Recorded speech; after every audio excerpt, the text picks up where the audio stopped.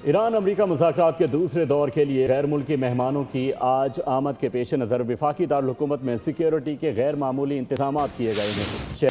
शहर की सूरत हाल के बारे में तफसीलात जानते हैं नुमाइंदा बोल न्यूज़ फ़हद चौधरी से। जी फ़हद, आगाह कीजिएगा। जी बिल्कुल, ईरान मुज़ाकरात के दूसरे मरहले के लिए आज शाम से गैर मुल्की मेहमानों की आमद शुरू होने का इम्कान है। अमरीकी वफ़द के बारे में ये कहा जा रहा है कि आज शाम वो इस्लामाबाद पहुँचेगा।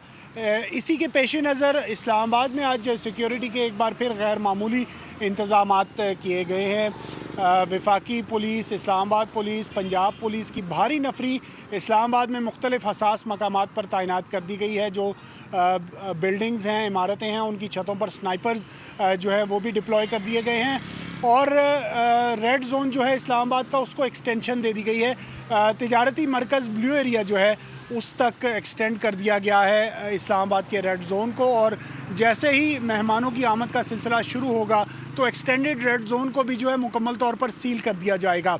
और गैर मुल्की मेहमानों को नूर खान एयर बेस से होटल तक लाने के लिए मुकम्मल जो रूट है उस पर फुल प्रूफ सिक्योरिटी इंतजाम किए गए हैं। सील कर दिया जाएगा। किसी भी किस्म का जो है गैर मुतल्लिका अफराद को VVIP रूट्स के करीब या रेड जोन के करीब जाने की आज इजाज़त नहीं है।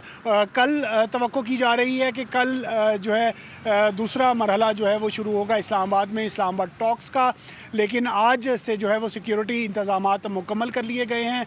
जगह जगह जो है वो मुश्तरका गश्त भी जारी है पंजाब और इस्लामाबाद पुलिस का। इसके अलावा दीगर कानून नाफिज करने वाले इदारे नफरी भी जगह जगह तैनात की गई है। मशकूक अफराद को, मशकूक व्हीकल्स को रोक कर। बहुत शुक्रिया आपका।